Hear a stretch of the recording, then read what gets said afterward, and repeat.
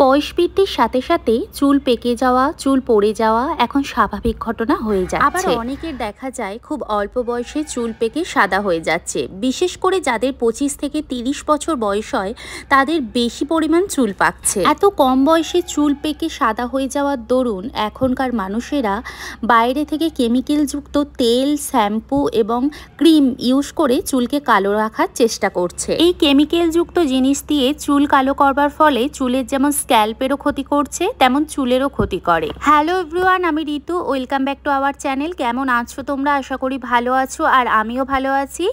আজকে আমি তোমাদের সাথে শেয়ার করব পাকা চুলকে খুব কম সময়ে কিভাবে কালো রাখতে পারবে এবং দীর্ঘ সময়ের জন্য রাখতে পারবে। এখানে আমি একটা স্টিলের বাটি নিয়ে নিয়েছি, আর নিয়ে নিয়েছি বেশ 7 থেকে 8টার মতো তেজপাতা।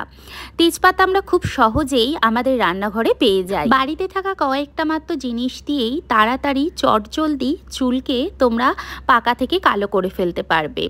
তেজপাতার সঙ্গে সঙ্গে আমি এখানে বড় টেবিল চামচে 2 চামচ চা পাত্তি নিয়ে নিলাম। এই জিনিসটি বানিয়ে তোমরা বাড়িতে একবার ইউজ করে দেখতে পারো। তবে এই চুল যে কালো হয় সেটা কিন্তু দীর্ঘ সময় ধরে থাকে এবং চুলের একদম গোড়া থেকে কালো হয়ে আসে। এখানে আমি 2টির মতো জবা পাতা নিয়েছি আর একটি জবা ফুল দিয়েছি, আর এখানে 1 কাপের মতো আমি জল দিলাম। একটি চামচের সাহায্যে আমি সমস্ত উপকরণকে সুন্দরভাবে মিশিয়ে নেব। বাড়িতে থাকা প্রাকৃতিক জিনিস দিয়েই যদি আমরা এইসব ইউজ করে থাকি তাহলে কেমিক্যাল যুক্ত জিনিস আমাদের শরীরে আসবেও না এবং আমাদের কোনো ক্ষতিও হবে না। আমি গ্যাস জ্বালিয়ে নিলাম। গ্যাসের মধ্যে আমি বাটিটাকে দিয়ে ভালো করে নাড়তে থাকবো।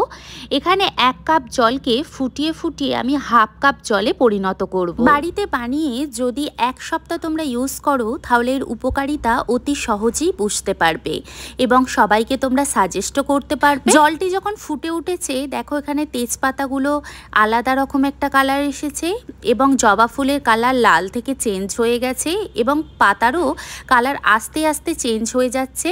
আর চা পাতাটাকে দিয়ে খুব লো ফ্লেমে সুন্দরভাবে ফোটাতে হবে। 5 থেকে 10 মিনিটের জন্য রেখে আমি ঠান্ডা করে নিয়েছিলাম। একটা বাটির মধ্যে মিশ্রণটিকে আমি ছেঁকে নিলাম। ফুটিয়ে ফেলাতে জলটা কতটা পরিমাণ গাঢ় হয়ে গেছে তোমরা দেখে বুঝতেই পারছো। আমার যেহেতু বাড়িতে অ্যালোভেরা গাছ ছিল তাই আমি অ্যালোভেরা নিচে থেকে নিয়ে এসেছিলাম। আর যে অ্যালোভেরা হয় সেটা তো ইউজ করলে সব থেকে ভালো হয়।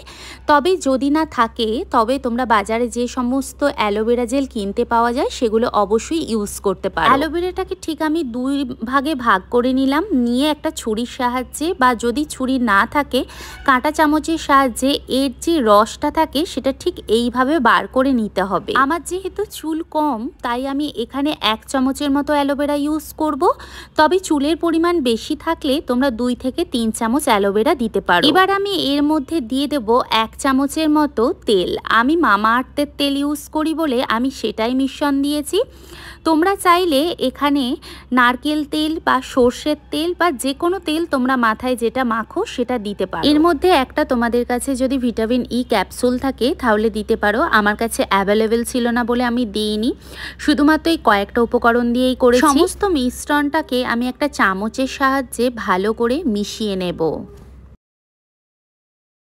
যেহেতু অনেকটা পরিমাণ বানিয়েছি তাই আমি স্টোরেজ করে ফ্রিজের মধ্যে রেখে দেব। তাই একটা ফাঁকা ডাব্বার ভেতরে আমি এটাকে ঢেলে রেখে দিলাম। আর বাটিতে যেটুখানি রয়েছে সেটা আমি আমার চুলের মধ্যে লাগাবো। এটা যে শুধুমাত্র চুল পাকাকে কালো করে তা না, খুশকির সমস্যা থাকলে বা চুল ঝরার সমস্যা থাকলেও এই মিশ্রণটি খুবই উপকারী। এবার আমি কিভাবে লাগাবো সেটা শেয়ার করি। চুলকে 2 ভাগে ভাগ করে নিয়েছিলাম। তুলো নিয়েছিলাম, তুলোর মধ্যে দিয়ে ড্যাব ড্যাব ড্যাব ড্যাব করে এইভাবে ঠিক লাগিয়ে নিতে হবে। তবে তোমাদের কাছে যদি স্প্রে বোতল অ্যাভেলেবেল থাকে তাহলে সেটার মাধ্যমে স্প্রে করে করেও দিতে পারো। আর যাদের কাছে স্প্রে বোতল থাকবে না তারা তুলোর মাধ্যমে এইভাবে ঠিক লাগাতে পারো। সমস্ত চুলেতে আমি ঠিক এইভাবে ড্যাব ড্যাব করে লাগিয়ে নেব। আর যেহেতু এটা খুবই তরল থাকে বেশি অতটা লাগেও না, খুব কম পরিমাণই লাগে। তবে এটা খুবই উপকারী, খুশকিও চলে যায়, চুল পড়া বন্ধ হয়ে যায় এবং চুলকে পাকা থেকে কালো করে একদম গোড়া থেকে। ইউজ করলে তোমরা বুঝতে পারবে এবং 1 সপ্তাহ ইউজ করবার পর রেজাল্টটাও তোমরা জানতে পারবে।